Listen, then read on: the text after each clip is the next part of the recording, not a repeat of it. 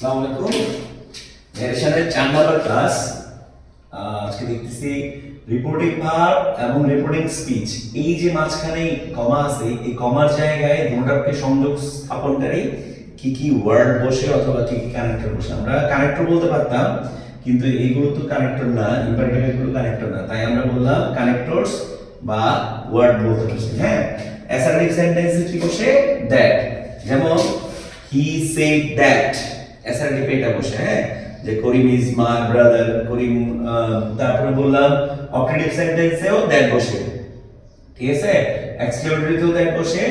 Interrogative সেন্টেন্সে যদি WH word দিয়ে হয়, তার মানে ইন্টারোগেটিভ সেন্টেন্স শুধুগুলো who, what, which, whom, where, how এগুলো দিয়ে হয়, তাহলে এই ইন্টারোগেটিভ ওয়ার্ডটা বসে যাবে প্রথমে। হ্যাঁ, আর যদি ইন্টারোগেটিভ সেন্টেন্সে ডাব্লিউএইচ ওয়ার্ড না থাকে, দ্যাট মিন্স অক্সিলারি দিয়ে হয়, অক্সিলারি ভার্ব দিয়ে হয়, অথবা কি বলা হয় মডেল অক্সিলারি দিয়ে হয়, তখন ইফ অথবা ওয়েদার বসে কানেক্টরে। আর ইম্পারেটিভ সেন্টেন্সে টু প্লাস ভার্ব ওয়ান হয় দুটোর মাঝখানে, যেমন he order me to do the work.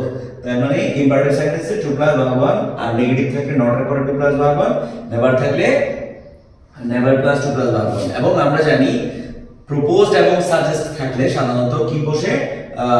অবজেক্টের পরে দ্যাট বসে। এইগুলো হচ্ছে কানেক্টর। অ্যাসার্টিভে দ্যাট, অপারেটিভে দ্যাট, এক্সক্লেমেটরিতে দ্যাট, ইম্পারেটিভে to plus verb one, not plus to plus verb one, never plus to plus verb one অথবা দ্যাট।